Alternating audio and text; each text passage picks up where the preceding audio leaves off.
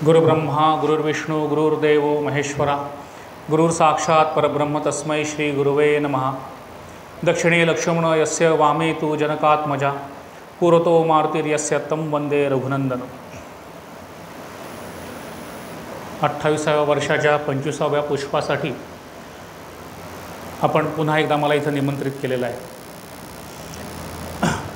मगाचे जे विषय मांडले त्याहून अधिक विषय कदाचित माझं हे 10वं वर्ष असेल की मी तुमच्याकडे येतो आहे आणि इतक्या आत्मीयतेने प्रेमाने तुम्ही मला निमंत्रित करताय त्याबद्दल सर्वप्रथम तुम्हाला सगळ्यांना मी धन्यवाद देतो आणि आजच्या विषयाकडे मी वळतो।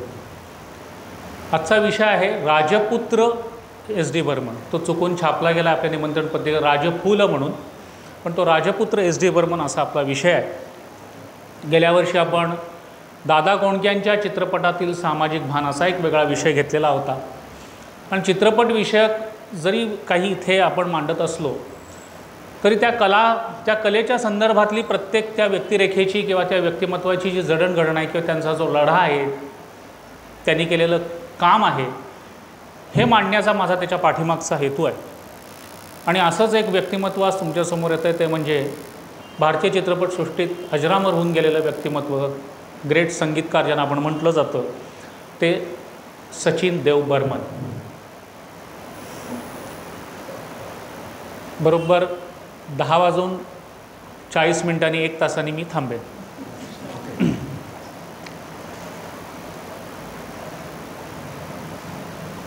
आपण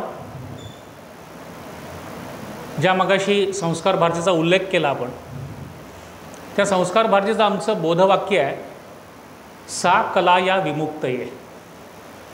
खरं तर ते मूळ वाक्य असं आहे, सा विद्या या विमुक्तये। पण विद्या ही तुम्हाला मुक्तीकडे घेऊन जाते, तशी कलाही तुम्हाला मुक्तीकडे घेऊन जाते। आणि ज्या आपल्याकडे अनेक कला आहेत, 64 कला आपण म्हटलं जातं, या कलांमध्ये स्वामी विवेकानंदांनी म्हटलं आहे की परमेश्वर प्राप्तीकडे घेऊन जाणारी सगळ्यात जवळची कला कुठली असेल तर ती संगीत ही कला आहे। तर अशा संगीताचा आपल्याला जन्माला आल्यापासून आपला परिचय होतो।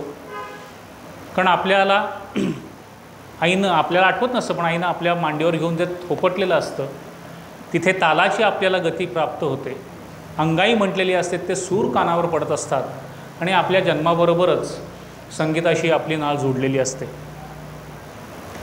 आणि हे संगीत जन्माला आल्यापासून शेवटपर्यंत वेगवेगळ्या प्रकारे आपले साथ करत असतं, आपल्या जीवनाचा अविभाज्य भाग असतो। आणि या संगीताचे अनेक प्रकार आहेत, त्यातलं एक महत्त्वाचा संगीताचा प्रकार म्हणजे सिनेसंगीत। आपल्याकडे हिंदी चित्रपटसृष्टीतील सिनेसंगीताचा महत्त्वाचा काळ सांगितला जातो ते 1950 ते 1970। आणि या कालखंडातील एक महत्त्वाची व्यक्ती संगीतकार म्हणून आपल्याला लाभली ते SD बर्मन। आपण आपल्या आयुष्यामध्ये काम करत असताना आपला जो प्रांत असतो कामाचा, आता मी किराणा मालाचा व्यापारी आहे, मग माझ्या किराणा मालाच्या संदर्भातले जे माझे व्यापारी बंधू आहेत त्यांना मी व्यापारी बंधू असं म्हणतो, संबंधित।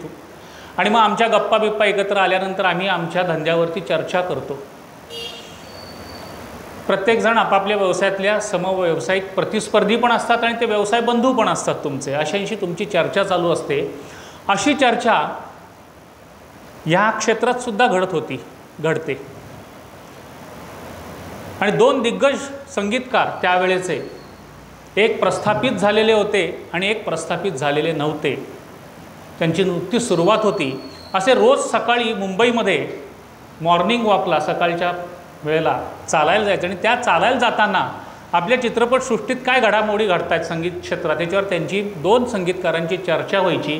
जे प्रस्थापित होते ते होते अनिल बिस्वास आणि दुसरे त्यांच्याबरोबरचे जे नवीनच नुकतेच मुंबईत येऊन त्यांची सुरुवात झालेली ते होते म्हणजे SD बर्मन। त्या चर्चेमध्ये एकदा अनिल बिस्वासांनी सांगितलं गप्पा मारताना, अरे मैंने वो एक लड़का आया है, उसका गाना मैंने 2 रिकॉर्ड किए थे। साधारण 47-48 सालची घटना सांगतो मी तुम्हाला। वो 2 गाने मैंने रिकॉर्ड किए थे, लेकिन उसका गाना मैंने स्क्रैप करके तलत महमूद को गाना गवाया, असं अनिल बिस्वासने SD बर्मनना सांगितलं। आणि ती 2 गाणी रेकॉर्ड झालेली असताना सुद्धा बाजूला काढून त्याच्या जागी दुसरे रिप्लेसमेंट आणून तलत महमूदने ती 2 गाणी केली। आणि त्या अनिल विश्वासनी त्या गायकाबद्दल असं म्हणतो होतं, ये कौन कव्वाल लेके आया हो भेंडी बाजार से. त्याच्या गाण्याला काही भावना वगैरे काही दिसत आहेत का? कारण तो जो नवीन गायक होता तोही अजून रुळलेला नव्हता, तोही प्रस्थापित झालेला नव्हता, पण त्याचं नाव व्हायला सुरुवात झालेली होती. आणि असं अनिल विश्वासनी त्या गायकाला बाजूला केलेलं होतं. 1950च्या दरम्यान जे आपल्याकडं संगीतकार आलेले होते त्यातले अनिल विश्वास कलकत्त्यातले, SD बर्मन कलकत्त्यातले, हेमंत कुमार कलकत्त्यातले, सलील चौधरी कलकत्त्यातले, हे सगळी बंगाली संगीत, रवींद्र संगीत घेऊन आपल्याकडे आलेली होती. आणि त्या रवींद्र संगीतातला जो हळुवारपणा आहे, त्यातल्या ज्या भावना आहेत, त्या भावना पोचवण्यासाठी त्यांना हा जो गायक आहे तो त्यांना पसंत नव्हता. ती लास्ट प्रायोरिटी होती. अगदीच कोण नाही मिळालं तर त्याला घ्यायचं. आणि SD बर्मन एक चित्रपट करायला लागले होते. मगाचा जो किस्सा सांगितला तो 48 सालच्या दरम्यानचा आहे, मध्ये 5-6 वर्ष गेली आणि SD बर्मन एक पिक्चर करायला लागले. आणि चित्रपटातलं पहिलं गाणं त्यांनी हेमंत कुमार यांच्याकडनं गाऊन घेतलेलं होतं. आणि चित्रपटाचा दिग्दर्शक आणि अभिनेता समोर आला आणि त्यानं सांगितलं की नाही, तुम्ही हेमंत कुमारचं पहिलं गाणं असेल पण मला पुढचं गाणं ह्या गायकाकडनं मला हवं आहे. जो गायक यांच्या पसंतीचा नव्हता तो. असं म्हटल्यानंतर SD बर्मन समोर प्रश्न पडला की आपल्याला तो गायक तर घ्यायचा आहे पण आपल्याला तो नको आहे, पण मग काय करायचं? मग त्याला ट्रेनिंग द्यायला पाहिजे. म्हणून त्यांनी त्या गायकाला सांगितलं की रोज 9 वाजता माझ्याकडे यायचं. आणि त्या गायकाची शिकवणी सुरू झाली SD बर्मन यांच्याकडे. आणि नित्यनेमानं एखादं लहान मूल या नवखा माणूस जसा गायला जातो, शिकायला जातो, तसा तो SD बर्मनकडं नित्यनेमानं 2 ते 3 महिने यायला लागला. आणि सकाळी 2 तास त्याचं ट्रेनिंग व्हायला लागलं. आणि ते झाल्यानंतर त्यांनी पुढचं गाणं त्या गायकाला दिलं. त्या गायकाचं नाव होतं मोहम्मद रफी. तो चित्रपट होता प्यासा. ते पहिलं गाणं हेमंत कुमारकडनं गाऊन गेलेलं होतं. जाने वो कैसे लोग थे जिनके प्यार को प्यार मिला, हे गाणं केलेलं पहिलं रेकॉर्ड गाणं होतं. आणि जे पुढचं गाणं त्यांनी ह्या मोहम्मद रफींकडनं गाऊन घेतलं ते गाणं होतं हम आप की आँखों में इस दिल को बसा देतो. हे पहिलं ड्युएट सॉन्ग गीता दत्त बरोबरचं, ज्याला ड्रीम सॉन्ग म्हटलं जातं. अशा मोहम्मद रफींचा पुनर्जन्म कोणी केला असेल तो SD बर्मन यांनी केलेला आहे. आणि त्या 2 महिन्यामध्ये त्या स्वरांबरोबर त्या चित्रपटातले जे सीन असतात, त्यातलं जे भाव असतात, त्यातलं काव्य जे आहे हे कसं पोचवायचं, त्यातली हळुवारपणा, हे सगळ्या गोष्टी त्यांनी मोहम्मद रफीकडनं करून घेतल्या. आणि मोहम्मद रफींनी त्या मान्य केल्या. इतकं मोठं स्थान SD बर्मन यांचं होतं. पण या ठिकाणी पोचायला SD बर्मन यांचा जो प्रवास होता तत्पूर्वीचा, तो इतका सोपा नव्हता. कोण होते SD बर्मन? कलकत्त्यातनं आले. पण कलकत्त्यात कुठनं आले तर ते त्रिपुरातनं आले. आणि SD बर्मन म्हणजे सचिन देव बर्मन, ही देव नावाची जी त्यांना उपाधी मिळाली आहे, हे देव म्हणजे राजे होते. हे त्रिपुराचे राजे होते. आणि या घराण्याचा इतिहास असा आहे की 1500 वर्षे एकाच घराण्यामध्ये राजसत्ता असलेलं एक दुर्मिळ उदाहरण तुम्हाला बघायला मिळेल, ते हे देव घराणं. आणि त्याचे 184 वंशज जी लिखित स्वरूपात आपल्याकडे नामावली मिळते, त्यातले हे वंशज होते त्रिपुराचे राजे. SD बर्मन यांचा जन्म 1 ऑक्टोबर 1906 साली झाला. आणि त्रिपुरा राजघराण्यातील हा राजपुत्र म्हणून जन्माला आलेला होता. कोमिल्ला नावाचा एक प्रांत आहे, तो सध्या बांगलादेशमध्ये जातो. तेव्हा तो बंगाल प्रेसिडेन्सीमध्ये होता. आणि त्या कोमिल्ला प्रांतातलं हे ठिकाण, आता तिथे आसाम, पूर्व बंगाल, ब्रह्म प्रदेश असा तो सगळा पूर्वीचा तो प्रांत होता. आणि इथे SD बर्मन यांचे आजोबा जे होते ते ईशानचंद्र म्हणून होते, ईशानचंद्र माणिक्य. त्यांनी काय केलं, आपल्या पश्चात आपली गादी जी आहे ती आपल्या मुलाला न देता आपल्या भावाला दिली. आणि त्या भावानं पुन्हा एकदा ती गादी मूळ ज्या ईशानचंद्र जे होते त्यांच्या घराण्यातल्या पुढच्या मुलाला द्यायची, ती न देता आपल्याचकडे ठेवली. आणि त्या गादीवरनं त्या घराण्यामध्ये वाद सुरू झाले. SD बर्मन यांच्या वडिलांचं नाव होतं नवद्वीपचंद्र. मग यांनी त्या गादीसाठी क्लेम केला, कोर्टात केस गेली आणि तिथे निवाडा होऊन दर महिना 525 रुपये त्यांना मानधन मिळेल अशी तो निवाडा झाला. पण ती गादी काही एस डी बर्मन यांच्या वडिलांना मिळाली नाही. आणि मग तो घरामध्ये तो खेळ सुरू झाला. आता या राजपुत्र हा जो जन्माला आला आहे, ज्या राजघराण्यात आला, त्याच्यामध्ये अनेक नोकर चाकर होते. आणि योग कसा असतो बघा, एस डी बर्मन यांना लहानपणी सांभाळणारी 2 व्यक्ती होती. त्यातला एक मुसलमान होता आणि एक हिंदू होता. माधव नावाचा जो हिंदू होता त्याला रामायण पाठ होतं आणि तो रामायण गाऊन त्याला दाखवायचा. आणि अनवर जो होता त्याला भटियाली संगीत ज्याला म्हटलं जातं, ज्याला ग्रामीण संगीत किंवा आपण फोक सॉन्ग म्हणतो, लोकसंगीत म्हटलं जातं, बंगाल आणि उत्तर पूर्व देशातल्या ह्या प्रदेशातल्या लोकांचं, ते भटियाली संगीतमध्ये तो अनवर पारंगत होता. आणि या 2 नोकरांकडनं संगीताचे मूलभूत पहिले जे काही कानावर जो संस्कार होतात ते त्यांच्या दोघांकडनं झाले. आणि हे करत असताना आजूबाजूचं लोकसंगीत कानावर पडत होतं. आता तुमच्यासमोर मी एस डी बर्मन मांडताना संगीताचा विषय असल्यानं तुम्हाला तो संगीतासकट तुमच्यासमोर मांडणं मला अनिवार्य वाटतं. म्हणून ते जे कानावर संगीत पडत होतं ते काय पडत होतं, त्या संगीताचा संदर्भ पुढे किती वर्षानं कसा येतो तेही पुढे मी उलगडून दाखवेन. पण ते जे भटियाली संगीताची जी काही मांडणी होती ती कशी होती, तर तिथे गाणं होतं, ते रोंग लीला रोंग लीला रे असं ते गाणं होतं. ते गाणं त्यांचा एक शेजारी एक शेतकरी होता त्या घरापासून, त्यांच्या राजप्रसादापासून, तो ते शेतकरी गाणं म्हणायचा. आणि त्या गाण्याचे खूप मोठे लहानपणापासून संस्कार एस डी बर्मन यांच्यावर झाले.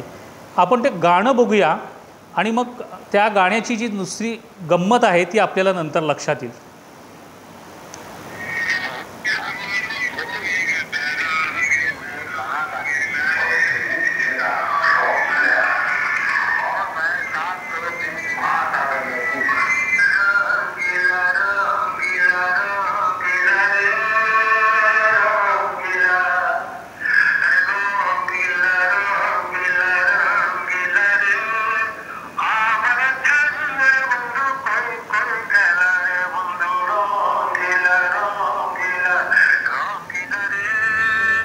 हे भटियाली संगीत किंवा जे फोक सॉन्ग म्हणतो त्याचे जे संस्कार आहेत ते आपल्याला इथे दिसतात. ह्या लोकसंगीताचा खूप मोठा भरपूर वापर पुढे आपल्याला त्यांच्या सिनेसंगीतात दिसतो. हे मी मुद्दाम आत्ता इथे सांगतो आहे, त्याचा उलगडा आपण नंतर करू. ह्या गाण्याशी किती निगडीत गोष्ट आहे ती. आणि असं करत असताना त्यांचं शिक्षण सुरू झालं आणि आगरताळ्यात ते कुमार बोर्डिंग हायस्कूलमध्ये गेले. इथे राजघराण्यातली आणि धनिकांची मुलं शिकायला यायची तिथे ते गेले. तिथं शिक्षण सुरू झालं. आणि 1 वर्षानंतर कोमिलात युसुफ स्कूलमध्ये त्यांची नेमणूक झाली. 5वीत असताना सरस्वती पूजेत ते शाळेत गायले आणि त्यांचं गाणं सगळ्यांना आवडलं. इथपासून त्यांचं लहानपणापासून संगीताची क्षेत्राशी निगडीत झालं. आणि 1920 साली वयाच्या 14व्या वर्षी ते मॅट्रिक झाले. आणि पुढे कोमिलातच व्हिक्टोरिया कॉलेजमध्ये इंटरमिडिएटसाठी त्यांनी ॲडमिशन घेतली आणि तिथं BA झाले. निसर्गात रमायचं, संगीत ऐकायचं हाच त्यांचा, डोंगर भ्रमंती करायची, निसर्गात रमायचं हाच त्यांचा दिनक्रम जास्तीत जास्त असायचा. आणि पुढे त्या त्यांच्या राजघराण्यामध्ये प्रधानमंत्री म्हणून त्यांच्या वडिलांची नेमणूक झाली. आणि मग राजदरबारात वडिलांबरोबर जायला सुरुवात झाली. आता त्या राजदरबारामध्ये कलकत्त्यातले अनेक चांगले मोठे गवई लोक तिथे गाणं गायला यायचे, संगीत सादर करायला यायचे. आणि त्याच्यात कोण यायचं तर हिमांशु दत्ता यायचे, अजय भट्टाचार्य म्हणून यायचे जे गीतकार होते, आणि सुशील मुजुमदार म्हणून बंगाली भाषेतील सुप्रसिद्ध कलाकार ते तिथे त्रिपुरात येऊन गेलेले आहेत. ह्या सगळ्यांना जवळून एस डी बर्मन यांना बघता आलं. आणि नंतर हळूहळू ते 1924 साली हे सगळं करत असताना, संगीत शिकत असताना कलकत्त्याला MAच्या इंग्लिशसाठी कलकत्त्यात एस डी बर्मन आले. आणि संगीताचं वेड मात्र तसंच होतं. आणि केशवचंद्र डे नावाचे प्रथितयश संगीतकार यांच्याकडं त्यांनी गाणं शिकायला सुरुवात केली. हे गाणं शिकत असताना तिथेच त्यांची ओळख KC डे यांचा जो पुतण्या होता त्याचं नाव प्रबोधचंद्र, या प्रबोधचंद्रबरोबर त्यांची ओळख झाली. आणि हा प्रवास सुरू झाला. वडील बघायला आले की मुलगा काय करतोय. तर मुलगा सगळं काम सोडून शिक्षण सोडून गाण्यात रमलेला आहे आणि वडील त्याच्यावर रागावले, पण वकिलीचा वगैरे अभ्यास करायचा नाही आणि काही करायचं नाही असं त्याने ठरवलं.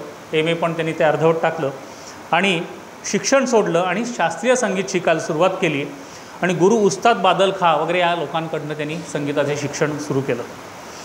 मग गायन करत असताना सरोदवादन, तबला, सारंगी इत्यादी विषयांवरती ते पारंगत झाले आणि 1931मध्ये SD बर्मन यांच्या वडिलांचा अचानक मृत्यू झाला. मोठा धक्का होता आणि मग घरातनं बोलवणं आलं त्रिपुरातनं की शिक्षण मंत्री म्हणून तुला नोकरी देतो, तू इकडे ये. जो त्या राजघराण्याचा खरा वारसदार होता त्याला शिक्षण मंत्री म्हणून नोकरी आली होती, पण तिथे ती नोकरी त्यांनी घेतली नाही. इथे उद्या काय खायचा हा प्रश्न होता, कारण अर्थार्जन काही फार मोठं नव्हतं आणि एके ठिकाणी ऐशोआरामाचं आयुष्य असताना संगीताच्या प्रेमासाठी SD बर्मननी आपली राजघराण्यातलं जे मान सन्मान होता तो बाजूला ठेवून कलकत्त्यातच राहायचं ठरवलं आणि कलकत्त्यात भाड्याचं घर घेतलं आणि त्यांनी एक संगीत विद्यालय काढून तिथे शिक्षणाला सुरुवात केली, संगीत शिकवायला. 1927 साली पहिल्यांदा 10 रुपये मानधनावरती त्यांना आकाशवाणीवर बोलवण्यात आलं आणि त्याच्यानंतर इंडियन ब्रॉडकास्टिंग कॉर्पोरेशन नावाची कलकत्त्यात एक RC बोराल तिथे एक कंपनी स्थापन करण्यात आली आणि RC बोराल, पंकज मलिक यांच्याबरोबरची त्यांची 3 गाणी त्यांनी गाऊन घेतली या कंपनीनं आणि अशा पद्धतीनं संगीतकार म्हणून कुठेतरी चंचू प्रवेश म्हणतात तसा कलकत्त्यात त्यांचा झाला. हे डिटेल खूप सांगता येईल, पण आपल्याला वेळ कमी आहे म्हणून मी थोडंसं फास्ट घेतो आहे आणि चित्रपटसृष्टीकडे जातो आहे. पण हा लढा कसा होता हे तुम्हाला सांगणं गरजेचं आहे. आणि मग HMVच्या ऑडिशन टेस्टला त्यांना बोलवण्यात आलेलं होतं, पण तिथे सैगल आले होते, त्यांनाही तिथे रिजेक्ट करण्यात आलं कारण ते नाकात गातात आणि SD बर्मनना पण रिजेक्ट करण्यात आलं. असंच आकाशवाणीवरती दिल्लीच्या अमिताभ बच्चन यांना त्यांचा आवाज रिजेक्ट करण्यात आलेला होता. अशी रिजेक्शनची मालिका असते ही प्रत्येकाच्या आयुष्यात सुरुवातीच्या काळात कशी असते ती आपल्याला बघायला मिळेल. आणि मग तिथे हिंदुस्तान म्युझिकल प्रोडक्ट्स नावाच्या कंपनीबरोबर त्यांचं टायअप झालं आणि नवीन गायकांच्या शोधात असताना SD बर्मन हे त्या कंपनीत आले आणि 2 बंगाली गाण्यांचं तिथे पुन्हा रेकॉर्डिंग त्या यांच्याबरोबर सुरू झालं. ह्याच तिथे ज्यांचं जे शिक्षण चालू होतं त्यांची एक विद्यार्थिनी होती, तिचं नाव होतं शिष्या त्यांची मीरा दासगुप्ता आणि ही मीरा दासगुप्ता यांच्याबरोबरच SD बर्मन यांचा विवाह झाला आणि 10 फेब्रुवारी 1938 साली ते विवाहबद्ध झाले आणि आपल्या पत्नीला घेऊन, ती पत्नी म्हणजे त्रिपुराची म्हटलं तर सून होती राजघराण्याची, तिला घेऊन ते त्रिपुराला गेले. आता त्रिपुराला गेल्यानंतर तिथे पद्धत होती राजघराण्यातली की आपली जी कोण नवीन सून असेल तिला राजदरबारात आणून तिचा सगळ्या सासवांनी तिचं स्वागत करायचं, तिचा मान सन्मान करायचा. पण एका सर्वसामान्य घरातली मुलगी करून आणलेली असल्यानं कुठलीही सासू तिथे तिच्या सन्मानासाठी तिथे आली नाही आणि हा एक प्रकारचा अपमान हा सुनेचा पण होता आणि SD बर्मन यांचा पण होता. आणि तो झालेला अपमान घेऊन SD बर्मन त्रिपुरातनं बाहेर पडले, आगरताळ्यातनं. तिथनं जे तेव्हा बाहेर पडले त्याच्यानंतर परत आपल्या राजघराण्यात SD बर्मन आयुष्यात कधीही गेले नाहीत. इतके ते मानी होते, स्वाभिमानी होते. असा सगळा मानापमानाचा अवहेलनाचा प्रवास त्यांचा चालू होता. पण पुन्हा ते कलकत्त्यात आल्यानंतर 27 जून 1939 साली राहुलदेव बर्मन यांचा जन्म झालेला आहे आणि 1941 साली मुंबईत ते आले आणि ताजमहाल नावाचा एक चित्रपट त्यांनी केला. तो करून पुन्हा ते कलकत्त्यात गेले आणि पुन्हा एकदा 1942 साली रणजित स्टुडिओचे मालक सरदार चंदूलाल शहा यांनी SD बर्मनना बोलवून घेतलं आणि 1942 साली खऱ्या अर्थानं परत ते तिथे रुजू झाले.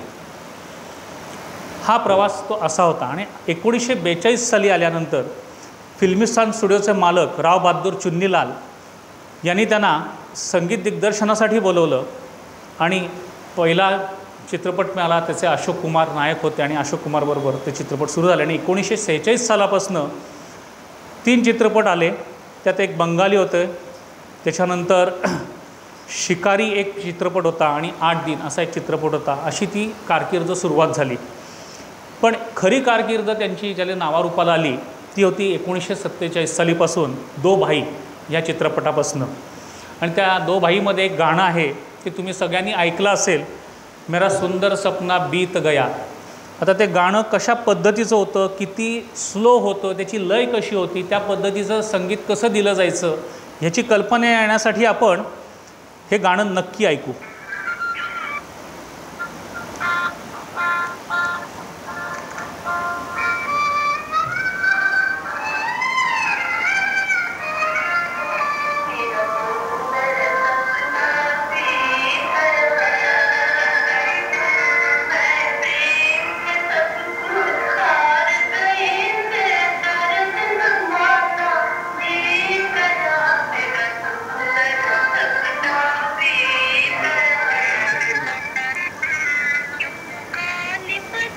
आता हे गाणं ऐकवायचं कारण म्हणजे ह्या गाण्याची लय वगैरे तुम्हाला मी म्हटली की ही पारंपरिक पद्धतीची होती. जे प्रस्थापित आत्तापर्यंत गाणं येत होतं 1940 सालपासूनचं वगैरे तशा पद्धतीचं हे गाणं तुम्हाला ऐकायला मिळेल.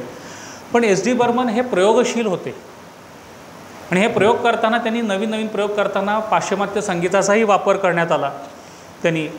आणि हळूहळू त्यांनी संगीताची पद्धत वेगळ्या पद्धतीनं ती मांडायला सुरुवात केली. लय फास्ट केली. पाश्चिमात्य वेगवेगळी जी इन्स्ट्रुमेंट्स होती, जी वाद्य होती, त्यांचा वापर केला. त्याच 1948च्या 49च्या दरम्यान शंकर जयकिशनसारखा एक त्यांचा कॉम्पिटिटर आलेला होता.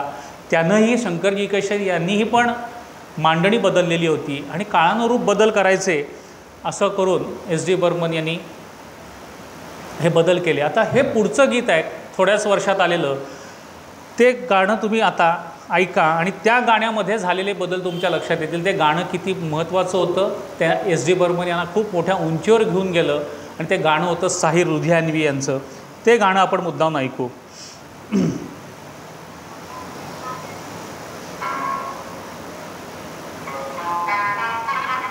गिटार दिसतं आलेलं.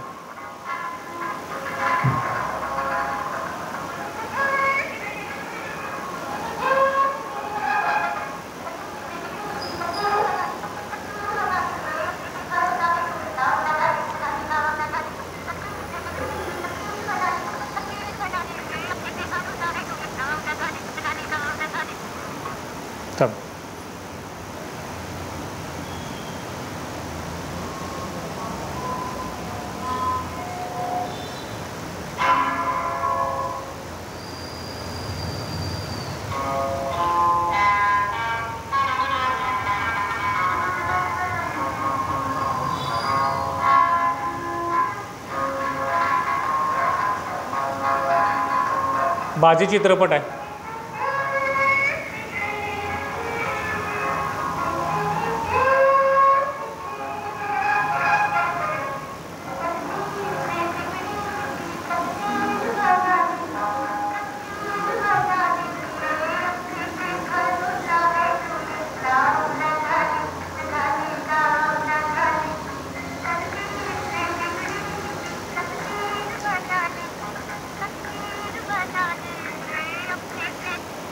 थोडी जुनी रेकॉर्डिंग असताना थोडी क्लॅरिटी नाही आहे, पण आपल्याला गाण्याचा बाज लक्षात येईल. आणि इथे देवानंदचा उदय झाला आहे. आणि मग देवानंद आणि एस डी बर्मन हे कॉम्बिनेशन झालं. देवानंद स्वतः चित्रपट निर्मिती करायला लागला नवकेतनमधनं आणि नवकेतन आणि एस डी बर्मन हे समीकरण झालं. तिकडं राज कपूर आलेला होता. राज कपूर आणि शंकर जयकिशन असं एक समीकरण झालं. दिलीप कुमार बरोबरचा जो ग्रुप असायचा तो नौशाद आणि दिलीप कुमार असं एक समीकरण झालं. आणि अशी Naushad, Shankar Jaikishan, S D Burman, O P Nayyar अशी एक वेगवेगळी मंडळी वेगळ्या पद्धतीनं आपल्याकडं इथं आली. तर हे करत असताना मगाचा जो मी प्यासाचा जो किस्सा सांगितला ह्याच्यानंतर बाजीनंतर आलेला प्यासा. आणि प्यासानं एक माइलस्टोन म्हणतात तसा एक माइलस्टोन तयार झाला. प्यासाचा अभिनेता तुम्हाला सगळ्यांनाच माहिती आहे, गुरुदत्त आहे. पण त्यातली गंमत अशी आहे की हा चित्रपट दिलीप कुमार करणार होते. चित्रपटाचं शूटिंग सुरू व्हायचं होतं, वाट बघत होते, दिलीप कुमार आला नाही. फोन केला, थोड्याच वेळात येतो म्हणून सुद्धा अर्धा दिवस झाला तरी दिलीप कुमार आला नाही. आणि आयत्या वेळेला गुरुदत्तनं सांगितलं ठीक आहे, ह्या चित्रपटाचा नायक दिलीप कुमार होते पण आता नायक म्हणून मी काम करेन. आणि आयत्या वेळेला प्यासाचा कास्टिंग बदलला आणि तो चित्रपट गुरुदत्त यांनी केला. साधारण ही 1955 सालची घटना आहे. तोपर्यंत एस डी बर्मन प्रस्थापित होत चालले होते. आणि त्याच दरम्यान 1953 साली जो आलेला चित्रपट बैजू बावरा होता, त्याला 54 साली फिल्मफेअर अवॉर्ड्स सुरुवात झाली. 53 सालचा चित्रपट, 54 साली ते अवॉर्ड्स झाले. आणि नौशाद यांच्या तू गंगा की मौजमय जमुना की धारा ह्या चित्रपटाला फर्स्ट फिल्मफेअर अवॉर्ड चित्रपट संगीताचं मिळालं. आणि पुढच्याच वर्षी नंतर टॅक्सी ड्रायव्हर चित्रपटासाठी एस डी बर्मन यांना जाये तो जाये कहा या गाण्यासाठी मिळालं. पूर्वी जे सुरुवातीला जे फिल्मफेअर अवॉर्ड मिळायचं ते फिल्मफेअर अवॉर्ड चित्रपटासाठी नसायचं, गाण्यासाठी मिळायचं, पर्टिक्युलर एखाद्या गाण्यासाठी. आणि ते 54-55चा तो कालखंडातला चित्रपट आणि जाये तो जाये कहा याच्यासाठी एस डी बर्मन यांना हे अवॉर्ड मिळालं. आता फिल्मफेअर अवॉर्डमध्ये आता विषय निघाला म्हणून हा विषय पूर्ण करून टाकतो. एस डी बर्मन यांना 2 फिल्मफेअर अवॉर्ड्स मिळाली. पहिलं हे जाये तो जाये कहा. दुसरं कुठल्या चित्रपटासाठी मिळालं असेल कोणी सांगता येईल का? बरेच रसिक आहेत तिथे. कुठला चित्रपट असेल की ज्यांना एस डी बर्मन यांना नाही, आराधनानंतर त्यांना पद्मश्री मिळाली.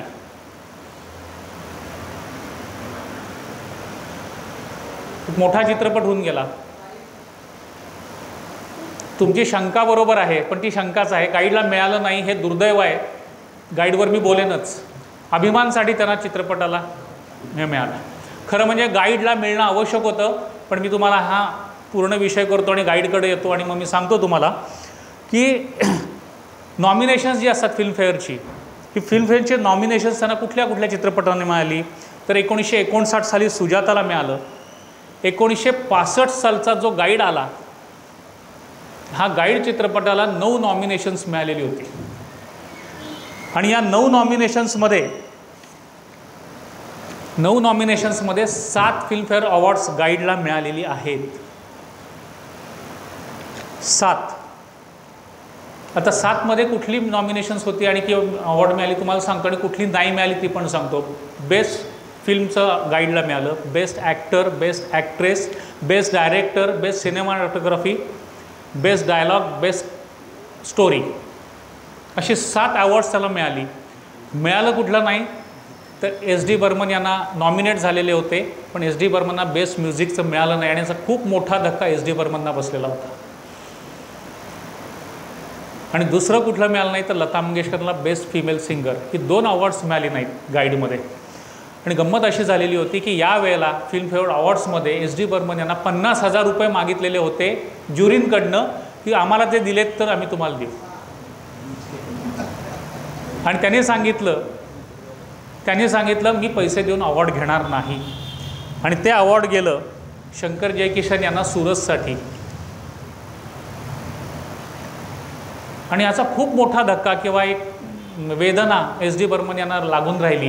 आणि पुढची गंमत अशी आहे, जेव्हा अभिमानसाठी त्यांना अवॉर्ड मिळालं एस डी बर्मन यांना, तेव्हा शंकर जयकिशन यांनी अभिनंदनाचा फोन एस डी बर्मन यांना केला. पण ते जुनी दुखरी हे म्हणतात ना जखम, ती अजून हृदयात त्यांच्या तशीच होते. त्यांनी उत्तर काय दिलं माहिती आहे शंकर जयकिशन यांना? होय, मला हे अवॉर्ड मिळालं, पण हे अवॉर्ड खरेदी करायला मला कुठलेही पैसे द्यावे लागले नाहीत, हे मला अवॉर्ड मिळालेलं आहे, असं त्यांनी शंकर जयकिशन यांना त्यांनी उत्तर दिलं. आणि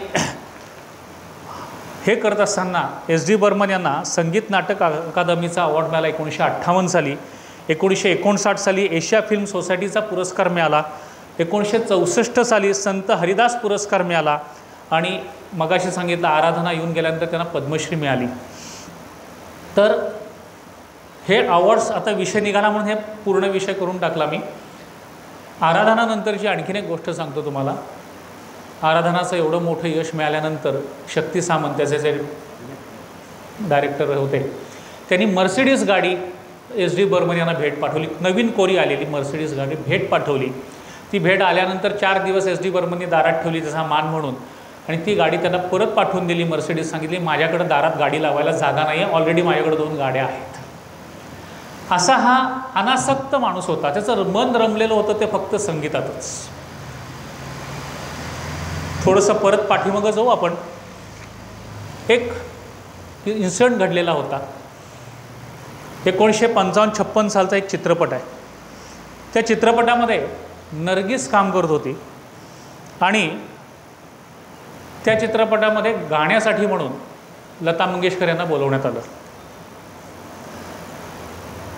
त्या चित्रपटाचं नाव होतं मिस इंडिया आणि त्याच्यामध्ये पोस्टर्स छापलेली होती. नर्गिसची 2 पोस्टर्स छापलेली होती. एक होतं ते आधुनिक पद्धतीचं पॅन्ट शर्ट घातलेली नर्गिस आणि एक होतं ते पारंपरिक पद्धतीची नर्गिस. आणि त्या पोस्टरमधल्या चित्रांवरनं एक कल्पना केली एस डी बर्मननी आणि एस डी बर्मननी काही गाणी कंपोज केली. लता मंगेशकरनी ती गायली आणि नंतर लक्षात आलं की आपण जी नर्गिस समजते तशी ती त्या कथेत नाही आहेत, म्हणून काही चाली बदलून पुन्हा गाणी करायची. म्हणून त्यांनी लता मंगेशकरला निरोप पाठवला की आपल्याला याच्यासाठी परत गाणी करायची आहेत. लता मंगेशकर खूप बिझी होती म्हणून लता मंगेशकरनं सांगितलं की नाही, मला आत्ता जमणार नाही आहे. पण त्यांच्यामध्ये संवाद जो होता त्याच्यामध्ये काहीतरी कम्युनिकेशन गॅप झाले आणि त्या कम्युनिकेशन गॅपमध्ये एस डी बर्मनला असं कळलं की लता मंगेशकरनं सांगितलं मला यायला जमणार नाही, मी गाणी गाणार नाही, असा तो निरोप अर्धवट पोचला आणि तिथे एस डी बर्मन दुखावले गेले. ते स्वाभिमानी किती होते तुम्हाला सांगितलंच. एस डी बर्मन दुखावले गेले आणि तिथपासून पुढे 5 ते 6 वर्ष लता मंगेशकर एस डी बर्मन यांच्याकडे गायलेली नाही. एस डी बर्मननी त्यांना घेतलं नाही आणि एस डी बर्मनच्या जागी गीता दत्त आणि आशा भोसलेंचा वापर एस डी बर्मननी केलेला आपल्याला दिसतो. आता ह्या एस डी बर्मन यांचा मगाशी उल्लेख केला मुलगा आर डी बर्मन. हा आर डी बर्मन लहान असतानाच वडिलांकडनं रक्तातनं गाणं आलेलं होतं. अली अकबर खान साहेबांकडं त्यांनी सरोद शिकलं, सामका प्रसादांकडून तबला शिकला आणि मुळात अंगभूत ते वैशिष्ट्य होतं संगीताचं. त्यांनी एक गाणं तयार केलेलं होतं, चाल लावलेली होती आणि ए मेरी टोपी पलटके असं ते गाणं होतं. ते गाणं आपल्या मुलानं 9-10 वर्षाचे असताना संगीतबद्ध केलेलं ते गाणं फंटूस चित्रपटामध्ये एस डी बर्मननी वापर केलेला होता. असा एक आर डी बर्मनसारखा पुत्र त्यांना लाभलेला होता. वयाच्या 15व्या वर्षापासून तो स्टुडिओत यायला लागला. स्टुडिओत आल्यानंतर 15व्या वर्षी आर डी बर्मन सही घ्यायला गेला. हाफ पॅन्ट शर्ट होता आणि सही घ्यायला गेला लता मंगेशकर यांच्याकडे.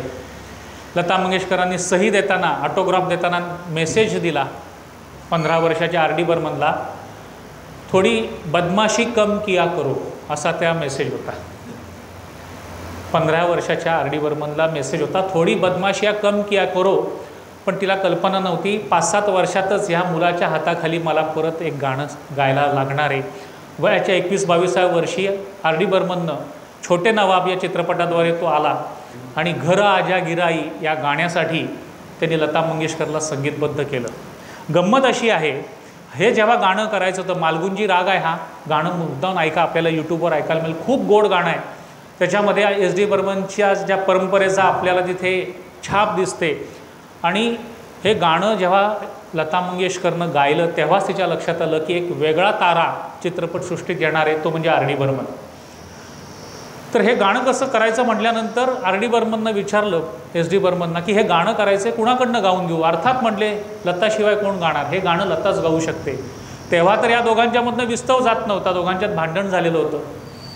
मग आर डी बर्मन लता मंगेशकर यांच्याकडे गेला आणि सांगितलं मी इंट्रोड्यूस करतो आहे, मी स्वतः संगीतबद्ध करतो आहे, छोटे नवाब पिक्चर आणि याच्यासाठी तुम्ही संगीतबद्ध गायला तुम्ही याल का माझं गाणं. ती म्हटले येईन की. लता मंगेशकर एस डी बर्मनच्या घरी गेली. आर डी बसलेला होता. गाणं सांगून झालं, चाल दाखवून झाली, सगळं झालं आणि ती कानोसा घेत होती की एस डी बर्मन कुठे आहेत. एस डी बर्मन बाजूच्या खोलीतनं सगळं ऐकत होते आणि मग ते झाल्यानंतर एस डी बर्मन पुढं आले आणि मग एस डी बर्मन यांच्याबरोबर त्या गप्पा गोष्टी झाल्या आणि तो 5-6 वर्षाचा जो दुरावा होता, ते जे भांडण होतं, ते आर डी बर्मनमुळं ह्या चित्रपटामुळं मिटलं आणि त्याच्यानंतर मग आपल्याकडे बंदिनी पिक्चर वगैरे आले आणि त्याच्यामध्ये चित्रपटामध्ये पुन्हा ती त्यांच्याकडे गायला लागली. हे अशा गमती जमती ह्या चित्रपटसृष्टीत घडत असतात. या आर डी बर्मन यांना घेऊन एस डी बर्मन एक इंग्लिश चित्रपट बघायला गेले. हा चित्रपट 1956 साली आला होता, द ब्रिज ऑन रिव्हर क्वाय नावाचा. आणि त्या चित्रपटामध्ये एक कैद्यांची सकाळी मार्चिंग करतो ना आपण, कवायत करतो, त्या कवायत करताना ते कैदी एक शिटी म्हणत असतात, शिटीनं एक गाणं गात असतात. ते खूप फेमस झालं होतं ती शिटी आणि ते म्युझिक त्यातलं, द ब्रिज ऑन रिव्हर क्वाय. आणि एस डी बर्मन ते बघायला गेल्यानंतर एस डी बर्मननी ती ट्यून होती ती डोक्यात ठेवून त्या इकडं आले. आता ती ट्यून तुम्हाला ती मूळ व्हिसल कशी होती, ती शिटी कशी होती तुम्हाला ऐकवतो.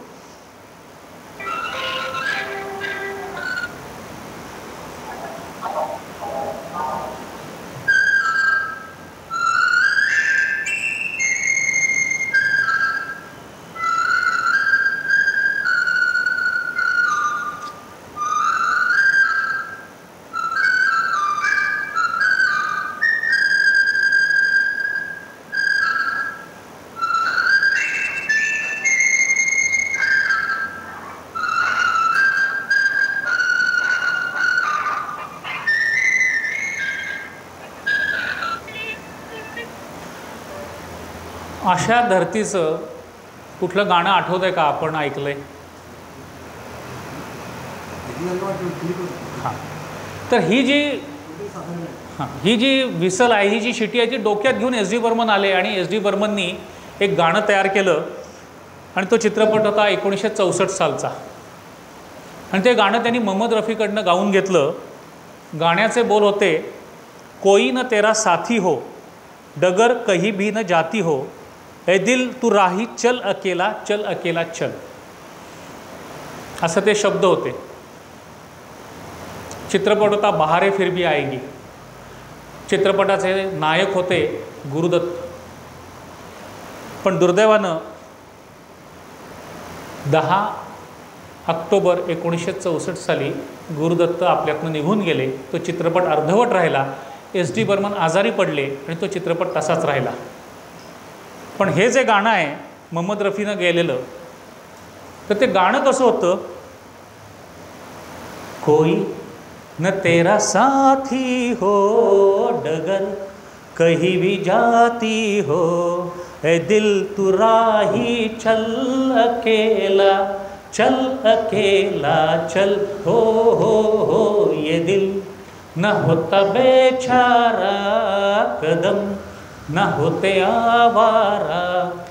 ज्वेलथिपमध्ये हीच ट्यून नंतर एस डी बर्मननी ज्वेलथिपमध्ये वापरली. हे मूळ गाणं 64 साली बहारे फिर भी साठी होतं. ते नंतर एस डी बर्मननं हे गाणं आलं.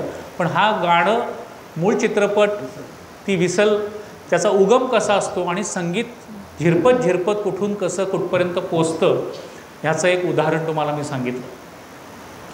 तर अशा पद्धतीनं प्रयोग करणारे एस डी बर्मन होते.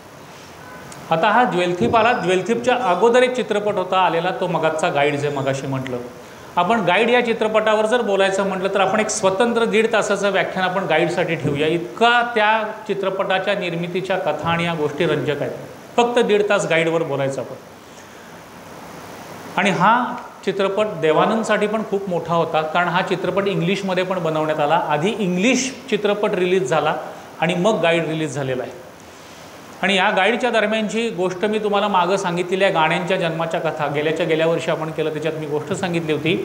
या चित्रपटासाठी संगीत एस डी बर्मन करत होते. गीतकारानं 2 गाणी लिहिलेली होती, ती रेकॉर्ड झालेली होती. आणि एका सिच्युएशनसाठी गाणं लिहिण्यात समोर गीतकार बसलेला असताना त्या गीतकारानं अनेक प्रकारे गाणं लिहून दिलं. ते गाणं काही जमलं नाही. गाईडची स्टोरी तुम्हाला सगळ्यांना माहिती आहे, राजू आणि रोझीची स्टोरी. आणि ते गाणं काही केल्या पसंत पडेना म्हटल्यानंतर देवानंद, समोर बसलेले director Vijay Anand, S D Burman, आणि यांनी ते 3, 4, 5, 6 प्रकारची गाणी नाकारल्यानंतर तो गीतकार म्हणाला, अरे उस दलाल के लिए मैं मेरा कितना दिमाग खपाऊ. ही देवानंदची जी व्यक्तिरेखा आहे त्याला त्यांनी म्हटलं, इस दलाल के लिए मैं कितना मेरा दिमाग खपाऊ. आता त्याला जर तुम्ही दलाल समजत असाल देवानंदच्या त्या व्यक्तिरेखाला, तर तुम्हाला तो व्यक्तिरेखाच समजली नाही तर तुम्ही गाणं काय लिहिणार, असं म्हणून विजय आनंद आणि देवानंदनी त्या गीतकाराला चित्रपटातनं काढलं. त्याचं ठरलेलं सगळं मानधन त्याला दिलं. ती 2 रेकॉर्ड झालेली गाणी कॅन्सल केली. त्या गीतकाराचं नाव होतं हसरत जयपुरी. आणि मग त्याच्या जागी वर्णी केली शैलेंद्रची. शैलेंद्रचं नाव एस डी बर्मनने सुचवलं आणि एस डी बर्मनने सांगितलं ह्याच्यासाठी न्याय देऊ शकतो तो फक्त शैलेंद्रच. शैलेंद्रकडे गेल्यानंतर शैलेंद्रच्या लक्षात आलं ऑलरेडी तिथे मजरू सुलतानपूर आहेत आणि त्यांना काढून हसरत जयपुरी, मगाचपासून मजरूर सुलतानपूर येतं, कारण ज्वेलचिपची गाणी मजरूर सुलतानपुरीची आहेत. ठीक आहे, हसरत जयपुरीना काढून मला तुम्ही घेतलं, मी सेकंड चॉईस आहे का? म्हणून रागानं त्यांनी आपलं मानधन दुप्पट सांगितलं शैलेंद्रनं, ते दुप्पट मानधन त्यांनी देऊ केलं आणि त्या सिच्युएशनला गाणं जे लिहिलेलं होतं ते गाणं होतं दिन ढल जाय रात न जाय तू तो ना आहे तरी रात. हे गाणं जेव्हा मोहम्मद रफीनं गायलं आणि हे गाणं जेव्हा मुकेशनं ऐकलं तेव्हा मुकेशनं फोन केला मोहम्मद रफीला आणि मग मोहम्मद रफीला फोन करून मोहम्मद रफीला फोन करताना मुकेश फोनवर रडला की एवढं अप्रतिम तू गाणं दिलेलं आहेस. आणि पुढं गमतीनं म्हणाला 6 महिन्यासाठी तुला परदेशात पाठवतो म्हणजे चांगली गाणी आम्हाला मिळतील, असं मुकेशनं एक मनापासून दाद मोहम्मद रफीनं दिलेली. असा हा गाईड चित्रपटाची निर्मिती झालेली होती. आणि गाईडनंतर मग चित्रपट आला तो ज्वेल थिप, मगाशी म्हटला, तोही हिट झाला, तीही गाणी खूप गाजली. आणि तुम्ही जर ज्वेल थिपची जर गाणी बघितलीत तर त्यातलं फक्त एकच गाणं शैलेंद्र यांचं आहे, रुला के गया सपना मेरा. हे एकच गाणं त्यांनी केलं, ते रेकॉर्ड झालं आणि शैलेंद्र गेले. आणि मग तो चित्रपट पूर्ण करायला मजरूर सुलतानपुरी आले आणि मजरूर सुलतानपुरीनं तो चित्रपट पूर्ण केला. आणि त्याच्यानंतर आलेला आराधना. आराधनाचं जे रेकॉर्ड आहे काय जे आहे ते मला वेगळं सांगायला नको. राजेश खन्नाचा उदय, किशोर कुमारचा उदय, हे या 2 चित्रपटातनं, एकाच चित्रपटातनं हे 2 मोठ्या गोष्टी पुढं आल्या. त्याचबरोबरीनं S.D. बर्मन यांची प्रकृती खालावत होती, प्रचंड काम केलेलं होतं, तरीसुद्धा त्यांना पुन्हा एकदा काही ना काही कारणानं मुंबईतच राहायला लागत होतं. पण त्यांना जायचं होतं कलकत्त्याला, आपल्या मूळ गावी. पण समोर येणारे चित्रपटाच्या ऑफर्स अशा होत्या, ते संगीताचं प्रेम होतं, सगळं होतं, कामाची एक धुंदी होती ती त्यांना परत जाऊन देत नव्हती. आणि तरीसुद्धा S.D. बर्मन कार्यरत होते. एक चित्रपटातली गंमत सांगतो. एका चित्रपटाचं रेकॉर्डिंग कसं झालं आणि ते गाणं पण तुम्हाला मी ऐकवेन मुद्दाम. S.D. बर्मन यांचा जो ताफा होता वादकांचा, त्याचे रिदमिस्ट जे होते, तालवाद्य सांभाळणारे त्याचे, ते आपले रत्नागिरीचे मारुतीराव कीर, उत्तम तब्बलजी होते. खूप मोठं नाव समजलं जातं आणि तालाचा बादशाह म्हटलं तर ते मारुतीराव कीरांना आजही समजलं जातं. हे सगळे तालवादक मारुती कीरांना देव मानतात. आणि ही सगळी मंडळी त्यांच्याकडे जी होती, मनोहरी सिंग जे होते ते सॅक्सोफोन वाजवायचे, अमृतराव काटकर होते, अशी बरीच मोठी फौज होती त्यांच्याकडे. आणि ही सगळी मंडळी त्यांच्या बैठकीत येऊन त्यांच्याकडे गाणं दिलं की त्याच्यावर आपापली कामं करायची. आणि अशाच पद्धतीनं याच लोकांकडनं R.D. बर्मन पण काम करून घ्यायचं. आता R.D. बर्मनचा उदय झालेलाच होता. R.D. बर्मनचं वेगळं चरित्र सांगायची गरज नाही, त्याचे चित्रपट तुम्हाला माहिती आहेत. हेच वादक दोघांकडेही काम करायचे. S.D. बर्मनकडे पण तीच वादक मंडळी, तिकडे पण तीच, कारण एकाच घरात हे काम चालवायचं. एकदा काय झालं, मद्रासला एका चित्रपटाचं रेकॉर्डिंग करायला ह्या सगळ्या वादकांना घेऊन R.D. बर्मन मद्रासला गेला. आणि याची कल्पना S.D. बर्मन यांना नव्हती. आणि S.D. बर्मन एक चित्रपट दिग्दर्शित करत असताना त्यांच्यासमोर गाणं दिग्दर्शित करायचं आहे म्हटल्यानंतर त्यांनी ह्या सगळ्यांना विचारलं की आपली मंडळी कुठे आहेत सगळे वादक.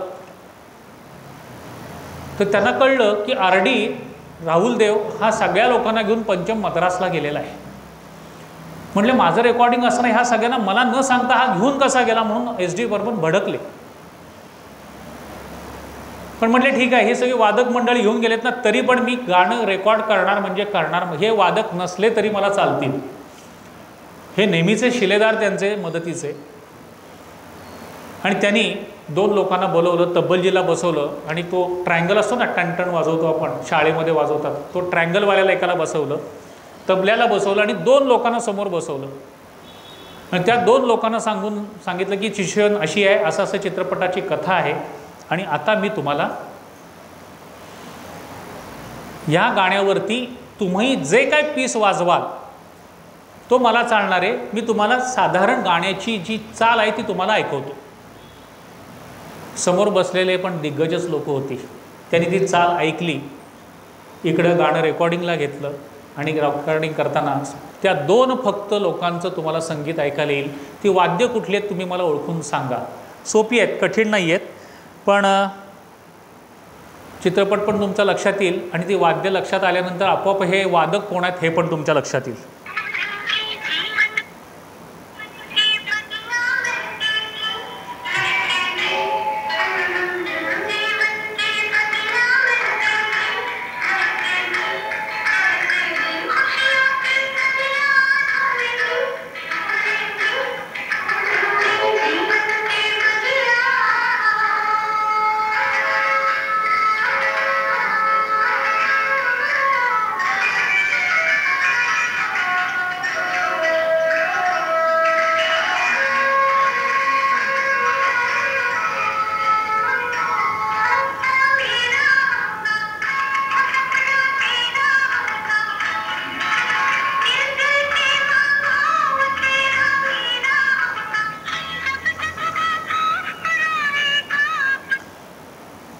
कुठली दोन इन्स्ट्रुमेंट ओळखता येत आहेत? एक बासरी लक्षात आली असेल तुम्हाला आणि दुसरा तो संतूर. बासरीवरती हरिप्रसाद चौरासिया होते आणि संतूरवरती शिवकुमार शर्मा होते. या दोघांनी मिळून हे गाणं संगीतबद्ध केलेलं आहे आणि साथीला फक्त तबलजी होते. पण हां, ते उदय झालाच, पण सुरुवातीला शिवकुमार शर्मा आणि हरिप्रसाद चौरासिया यांनी आपल्या चित्रपटसृष्टीमध्ये अनेक गाणी वाजवलेली आहेत. R.D. बर्मन यांच्याकडे त्यांनी गाणी वाजवलेली आहेत, इतरांकडेही वाजवलेली आहेत. पण ह्या फक्त दोघांकडनं बसून हे गाणं बाकीचे कुठलंही वादक न घेता त्यांनी रेकॉर्डिंग मी करून दाखवतो म्हणजे दाखवतो.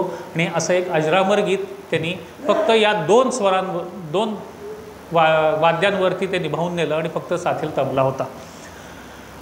तर असे अभिनव प्रयोग करणारे संगीतकार म्हणून आपण S.D. बर्मन यांच्याकडे बघू शकतो. अजून यातली एक तुम्हाला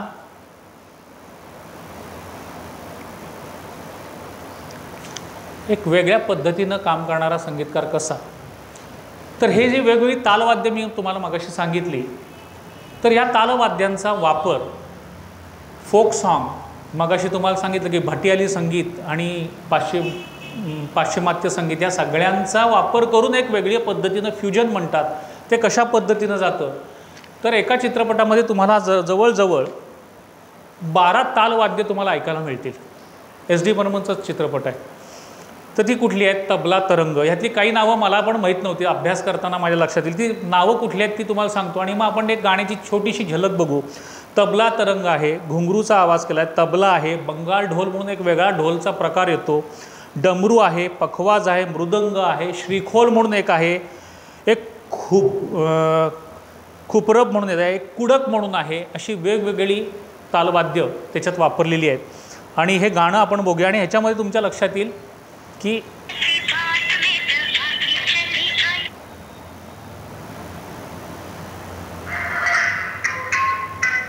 किती वेगवेगळे आवाज आहेत बघा तुम्ही.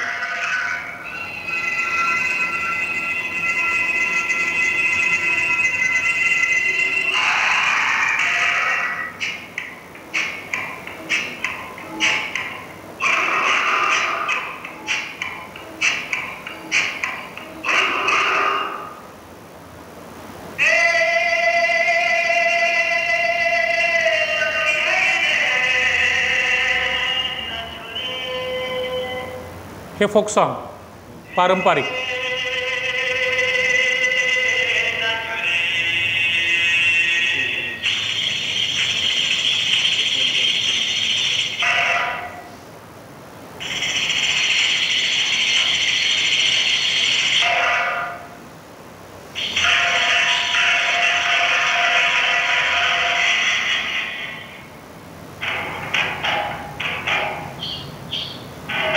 घुंगरू,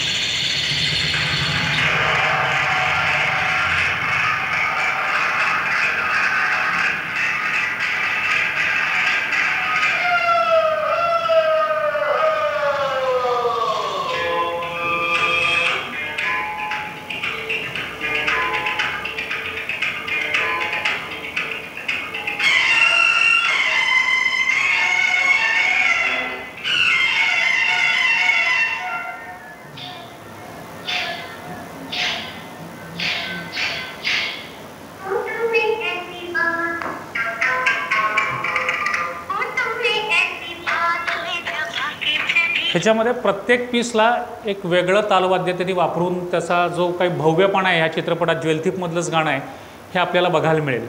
आणि पुन्हा परत ते आणताना कशा पद्धतीने त्याची बांधणी केली आहे. तर हा एक अनुभव, एक वेगळा अनुभव आपण म्हणू शकतो, वेगळा प्रयोग म्हणू शकतो.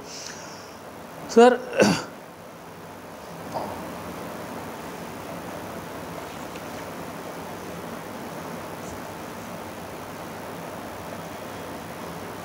ह्या सगळ्या प्रवासामध्ये S.D. बर्मन यांनी स्वतः जी गायलेली गाणी आहेत ती पण गाणी खूप वेगळ्या आवाजात आपल्याला बघायला मिळतात.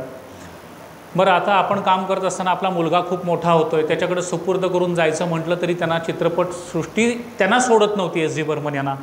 आणि मग शेवटच्या टप्प्यामध्ये S.D. बर्मननी चित्रपट कुठले केले, तर चुपके चुपके केला, मग आजचा अभिमान केला, मिली केला. आता अभिमानमधला प्रयोग तुम्हाला परत वेगळा सांगतो कसा केला आहे तो. त्या अभिमानची गाणी सगळ्यांनाच तुम्हाला माहिती आहेत. अमिताभचा चित्रपट होता. आता याच्यामध्ये अमिताभ मुळात गायक आहे. चित्रपटातल्या कथेमध्ये अमिताभ हा मुळात गायक आहे. आणि हा गायक असताना अमिताभला 3 गायकांचं त्यांनी वापर केलेला आहे. आता पहिलं जे सुरुवातीला जे गाणं येतं, मी तना मिला रे मन का, रेडिओवरचं अमिताभचं जे गाणं आहे ते किशोर कुमारच्या आवाजात आहे. रफीच्या माध्यमातून त्यांनी तेरी बिंदिया रे हे गाणं घेतलं आहे.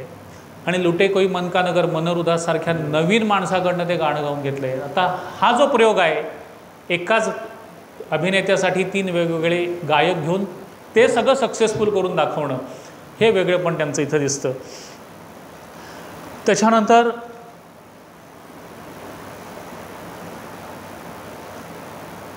एक गाणं तुम्हाला ऐकवतो. एस डी बर्मन यांनी काम करत असताना नौखा, अनुभवी, हा नेहमीचा, तो नेहमीचा, असं का नाही, जे चांगलं आहे त्याला त्यांनी स्वीकारलेलं होतं. अनेक लोकांना त्यांनी प्राधान्य देऊन चांगल्या माणसांना पुढं आणलेलं होतं. नीरजसारखा कवीचं उत्तर ह्याच्यामध्ये एस डी बर्मन यांच्याबरोबर भरपूर काम केलं आहे. नीरजसारखा कवी एस डी बर्मन यांच्यामुळे मोठा झाला असं म्हणायला हरकत नाही. तसं अजून एक कुणाला तुम्हाला गाणं ऐकवतो आणि मग त्या गाण्याबद्दल तुम्हाला स्टोरी सांगतो.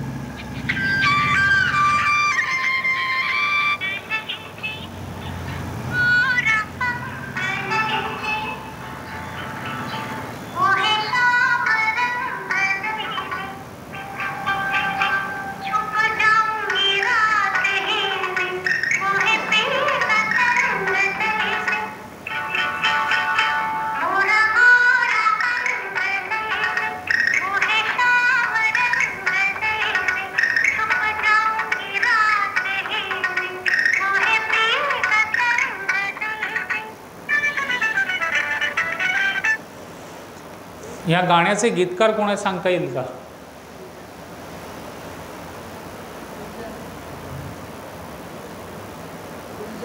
हो, बरोबर आहे, अगदी बरोबर, छान. असे जाणकार श्रोते असले की एक कार्यक्रम करायला किंवा मांडायला पण खूप छान वाटतं. त्यांच्यासाठी एकदा टाळ्या वाजवूया आपण. हे गुलजार यांचं पहिलं गाणं आहे.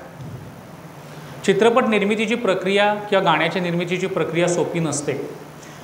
बंदिनी चित्रपट, ह्या बंदिनी चित्रपटातलं हे गाणं आहे. त्यातली पहिली 2 गाणी शैलेंद्रने केलेली होती आणि शैलेंद्रने केलेली असताना एस डी बर्मन आणि शैलेंद्र यांचं भांडण झालं, वादावादी झाली निर्मिती प्रक्रियेतलं. आणि मग आता पुढचं गाणं करायचं आहे. तर ह्या शैलेंद्र यांची ओळख संपूर्ण सिंग कालरा नावाच्या एका गॅरेज मेकॅनिकशी होती. हा जो गॅरेज मेकॅनिक होता तो किशोर कुमारची जी पहिली बायको होती तिचा बॉम्बे यूथ क्वायर नावाचा एक क्लब होता, तिथे तो यायचा. तिथं त्याची शेरो शायरी सादर करायचा. हा संपूर्ण सिंग कालरा याची ओळख झाल्यानंतर शैलेंद्रनं सांगितलं की बिमल रॉय एक चित्रपट करतायत, ह्या चित्रपटासाठी तू काहीतरी गाणं लिहायला जा. आता संपूर्ण सिंग कालरा ह्याला चांगलं बंगाली येत होतं आणि तो शैलेंद्र यांच्या सांगण्यावरनं बिमल रॉय यांच्याकडे गेला. समोर एस डी बर्मन होते. या मुलाला त्यांनी पहिल्यांदाच बघितलेलं होतं, पण त्यानं जे काही लिहून काढलेलं होतं ते बघितल्यानंतर एस डी बर्मननी त्याला नकार दिला नाही. प्रस्थापित शैलेंद्रसारख्या माणसाबरोबर काम केल्यानंतरसुद्धा त्यांनी ते गाणं घेतलं जे आत्ताच आहे. आणि संपूर्ण सिंग कालरा हे गुलजार यांचं मूळ नाव आहे. आणि एका गॅरेजमध्ये गाड्यांचं डेंटिंग आणि पेंटिंग करणारा हा माणूस गाणं लिहून देऊन गेला आणि म्हटला मला काय या चित्रपटसृष्टीत रस नाही. तेव्हा बिमल रॉयनी सांगितलं की तू परत त्या गॅरेजमध्ये जायचं नाहीस, माझ्याकडं असिस्टंट डायरेक्टर म्हणून काम कर, कारण तुला चित्रपट माध्यमाची चांगली जाणकारी आहे याचं मला, तुझं चांगलं वाचन आहे, तुझा चांगला अभ्यास आहे, असं म्हणून बिमल रॉय यांनी गुलजार यांना आपला असिस्टंट डायरेक्टर म्हणून तिथे ठेवलं. हे एस डी बर्मननी स्वीकारलेला हा गीतकार पहिला होता आणि इथे गुलजार यांची एंट्री, यांचा प्रवेश चित्रपटसृष्टीत झाला आहे तो एस डी बर्मन यांच्या माध्यमातून झाला आहे. आता दुसरी गंमत तुम्हाला आणखीन सांगतो की माणसाचं मोठेपण काय असतं.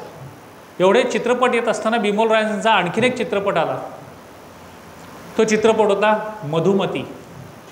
मधुमतीचं म्युझिक सलील चौधरींचं आहे, एस डी बर्मन यांचं नाही आहे. मग हा चित्रपट त्यांच्याकडे का गेला, तर एस डी बर्मन यांना खरोखरच वेळ नव्हता आणि बिमल रॉय यांना थांबायला उसंत नव्हती.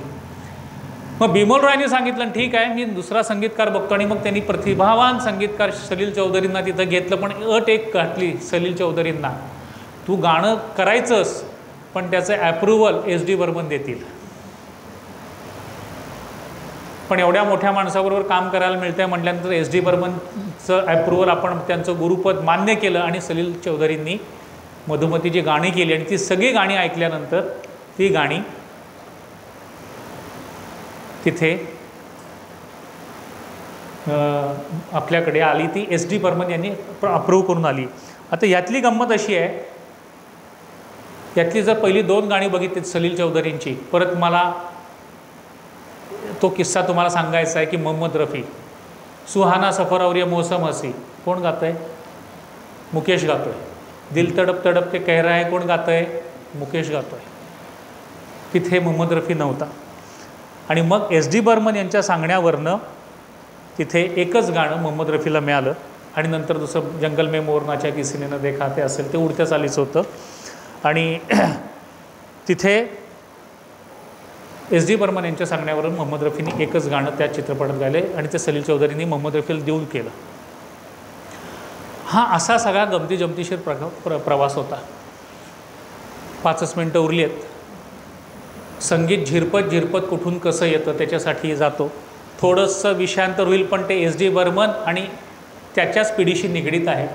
एस डी बर्मन यांचा मुलगा आर डी बर्मन यांचा प्रवास तुम्हाला सांगितला. आपण कोरोनाच्या कालखंडामध्ये ऑनलाईन जे व्याख्यानं केलेली होती, तेव्हा माझ्या घरातनं मी आर डी बर्मन यांच्यावरती मी कार्यक्रम केला. त्याला बरेच वर्ष झाली, पण तो एक पुन्हा एकदा पाहिजे तर आपण कधीतरी करू विषय, कारण खूप वेगळाच असा अभ्यासपूर्ण विषय आहे. तर आर डी बर्मन यांचा जो कालखंड होता तो साधारण 67-68 सालापासून, जर 3री मंजिलपासून सुरू झाला, तो खूप 80 सालापर्यंत तो चढत्या कमानीनंच आर डी बर्मन यांनी काम केलं. पण 85 नंतर बप्पी लहरी वगैरे ही मंडळी आल्यानंतर त्यांचे चित्रपट पडायला लागले. आणि चित्रपट पडायला लागल्यानंतर ज्या माणसाकडनं अनेक या संगीत कंपन्यांनी पैसे कमवले, त्या कंपन्यांनी आर डी बर्मन असेल तर आम्ही चित्रपट करणार नाही अशी अट घालायला लागली. आणि आर डी बर्मनकडनं आलेले चित्रपट जायला लागले. एक चित्रपट सुभाष घईंनी आर डी बर्मनना देऊ केलेला, त्याचं नाव होतं राम लखन. पण तो चित्रपट परस्पर काढून घेऊन तो लक्ष्मीकांत प्यारेलाल यांना देण्यात आला. आणि त्यांना सांगण्यात आलं की तुम्हाला दुसरा चित्रपट मिळणार आहे. हे तिसऱ्याकडनं कळलं आर डी बर्मन यांना. आणि हे कळल्यानंतर हा जो झालेला अपमान होता, ही अवहेलना होती. त्यांनी सांगितलं असतं समोरनं, मी नाही तुला चित्रपट काढले तरी चाललं असतं. पण असे एकावर एक धक्के मिळत होते. पण या दरम्यान परिंदा नावाचा जो चित्रपट होता, जो विधू विनोद चोप्रा यांनी केलेला होता. विधू विनोद चोप्रा यांच्याकडे पैसे नव्हते. दुपारचं जेवण आणि घरातनं पाण्याची बाटली अनिल कपूर जॅकी श्रॉफ शूटिंगला घेऊन यायचे. आणि एकदा नाना पाटेकर घरातनं डबा घेऊन आला नाही म्हणून त्याच्यावरनं विधू विनोद चोप्रा आणि नाना पाटेकरचं सेटवर भांडण झालं. अशा आर्थिक विवंचनेत असताना आर डी बर्मन यांनी परिंदा चित्रपट स्वतः रेकॉर्डिंग रूम बुक करून ती गाणी केली. ती गाणी उत्तम झाली म्हणून अनिल कपूर आणि जॅकी श्रॉफ सारखे मंडळी त्या चित्रपटात जोडले गेले. कथा पण दमदारच होती. आणि आर डी बर्मन सारखा संगीतकार आहे म्हटल्यानंतर तो चित्रपट परिंदा पूर्ण झाला आणि तो गाजला आणि विधू विनोद चोप्राचं नाव मोठं झालं. म्हणून विधू विनोद चोप्रानं पुढचा चित्रपट करताना ठरवलं की आपण जो चित्रपट करायचा आहे तो आता अंडरवर्ल्डच्या वर होता, आता आपण एक चांगली प्रेम कहाणी करूया. आणि तो 1942 लव्ह स्टोरी. आणि त्याला आर डी बर्मन यांना घ्यायचं होतं. आर डी बर्मन आहे म्हटल्यानंतर कंपनीने सांगितलं आर डी बर्मन असेल तर आम्ही घेणार नाही. पण आपल्या मतावरती ठाम होता आणि विधू विनोद चोप्रानं आर डी बर्मनलाच घ्यायचं ठरवलं. आर डी बर्मनला एक गाणं देण्यात आलं. गाणं दिल्यानंतर आर डी बर्मननं त्या गाण्याला चाल लावली. ती चाल ऐकायला विनोद चोप्रा येऊन बसला आणि ती चाल ऐकली. आणि ती चाल जी होती ती खूप द्रुत लयीतली होती. ला ला ला ला ला ला ला ला ला ला ला ला ला ला ला ला असं एक खूप डान्सिंग म्हणतात तशा पद्धतीची चाल होती. ती शांतपणे विनोद चोप्रानं डोळे बंद करून ऐकली. आता आपण केलेली चाल आवडली की नाही हा प्रश्न आर डी बर्मनला होता. कारण आर डी बर्मन खूप मानसिक अस्वास्थ्यातनं जात होता, डिप्रेशनमधनं आर डी बर्मन जात होता. अपयशाच्या खोल गर्तेत आर डी बर्मन गेलेला असतानाचा हा चित्रपट त्याला कसाबसा मिळालेला होता. हे ऐकल्यानंतर विधू विनोद चोप्राला विचारल्यानंतर विधू विनोद चोप्रानं सांगितलं, बाजूचे साथीदार होते, तुम्ही बाहेर जा. ते सगळे गेले. खोलीत फक्त आर डी बर्मन आणि विधू विनोद चोप्रा. आणि आर डीनं विचारलं, विधू विधू कैसा हुआ है मेरा गाना? एक लहान मुलगा विचारतो ना आपल्या आईवडिलांना तसं. तेव्हा विधू विनोद चोप्रानं सांगितलं उत्तर, दादा आपने जो गाना बनाया है ये बुलशिट है. This is not appropriate song according to my situation. ये गाना वो नहीं है, आपने क्या बनाया है? त्याच्यावर लगेच आर डी बर्मन म्हटला, विधू मेरे को बताओ ये फिल्म मैं कर रहा हूँ कि नहीं. मुझे निकालना है तो सामने से निकालो, पीछे से मत निकालो, मेरे को वो नहीं चलेगा. तेव्हा विधू विनोद चोप्राचे जे शब्द आहेत ते खूप महत्त्वाचे आहेत. त्या विधू विनोद चोप्रानं सांगितलं, मेरे सामने जो बैठा है वो इस इंडस्ट्री का बेताज बादशाह मेरे सामने बैठा है. ये आज भी मैं मानता हूँ ये फिल्म होगी तो सिर्फ आपके साथ होगी, नहीं तो ये फिल्म मैं नहीं करूँगा, ये मेरा वादा है. आप जितना टाइम ले लो उतना ले लो, मुझे इस गाने में वो चाहिए वो. आर डी बर्मन बसला होता, त्याच्यावरती एस डी बर्मन यांचा फोटो होता. आणि विधू विनोद चोप्रानं आर डी बर्मन यांना एस डी बर्मन यांची आठवण करून दिली आणि सांगितलं, मला वो चाहिए. 8 दिवस गेले. 8 दिवस गेल्यानंतर पुन्हा तिथं मंडळी बसली आणि पेटी काढली. पेटी काढल्यानंतर त्यानं सुरावट जी पेटीवर पहिल्यांदा वाजवली ती सुरावट ऐकल्याबरोबर विधू विनोद चोप्रानं सांगितलं, ठहरो. क्यों, यह गाना तुमको अच्छा नहीं लगा? नहीं, मुझे यही गाना चाहिए. अरे तूने ट्यून सुनी किधर है? ये ट्यून कहीं नहीं जाएगी, मुझे जहाँ चाहिए वही ये ट्यून लेके जाएगी. ये वो गाना है जो मुझे चाहिए था. क्या गाना बनाया आपने, क्या ट्यून बनाई आहे, असं विधू विनोद चोप्रानं कौतुक केलं. ते गाणं कुठलं होतं, ती स्वर कुठले होते, तर ते स्वर तुम्हाला मी पुन्हा ऐकवतो आणि त्या स्वरांवरनं झालेलं ते पण गाणं ऐकवतो, जे एस डी बर्मननं आपल्या बालवयामध्ये जे गाणं ऐकलेलं होतं.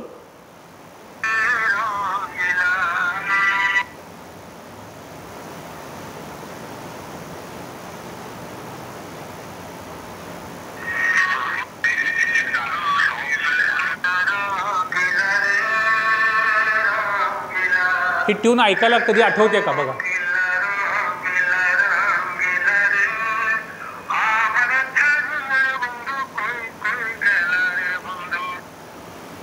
ही जी ला ला ला ला ला ला ला ला ला ला ला ला, आता मी जे लालामध्ये काढून दाखवली, हीच ट्यून रोणू मुजुमदार यांनी बासरीवर घेतली आणि तिथनं ते गाणं सुरू झालं आहे. ते गाणं कुठलं आहे ते तुम्हाला ऐकवतो. ती बासरीचा तो पीस ऐका आणि मग तुमच्या लक्षात येईल की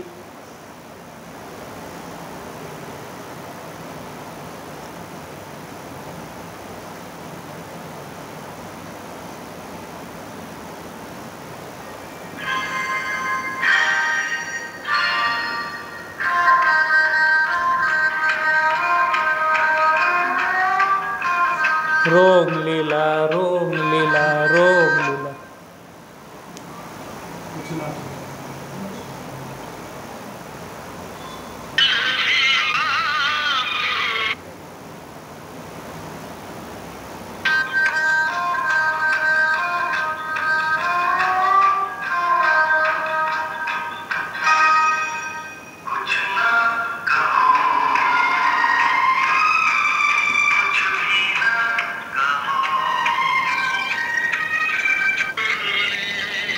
हा चित्रपट प्रदर्शित झाला.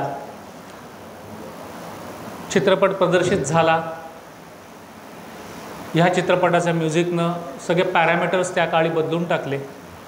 त्या वर्षीचं फिल्मफेअर अवॉर्ड आर डी बर्मनला याच्यासाठी मिळालं, पण हे यश बघायला आर डी बर्मन आपल्यात नव्हते. आर डी बर्मन अकाली निघून गेले आपल्यातनं हा चित्रपट प्रदर्शित होण्यापूर्वीच. पण हे जे संगीत झिरपत आलेलं होतं, रक्तातनं आलं असेल, स्वरातनं आलं असेल, संस्कारातनं आलं असेल, जे एस डी बर्मनकडं होतं, ते या परंपरेतल्या शेवटच्या घटकेपर्यंत ते स्वर जे एस डी बर्मननी ऐकलेले होते ते कसे काम करत आले आणि ते शेवटच्या टप्प्यामध्ये 1994 सालच्या या चित्रपटामध्ये आपल्याला बघायला मिळतात ते स्वर कसे वापरले जे 1910च्या दरम्यान एस डी बर्मननी ऐकलेले होते. तर हा संगीताचा प्रवास असा असतो. सांगण्यासारखं भरपूर आहे, भरपूर होतं, पण आपल्याला 50 ते 5 मिनटं जास्त घेतली, माफ करा. तर असा हा सगळा प्रवास आहे. त्यातल्या गमती जमती, त्यातले प्रयोग हे तुमच्यासमोर मांडायचा प्रयत्न केला. तर असा हा मोठा राजपुत्र संगीतकार होता. हे तुमच्यासमोर मांडायला मला संधी दिली त्याबद्दल पुन्हा एकदा तुम्हाला मी धन्यवाद देतो आणि मी माझ्या वाणीला विराम देतो. धन्यवाद.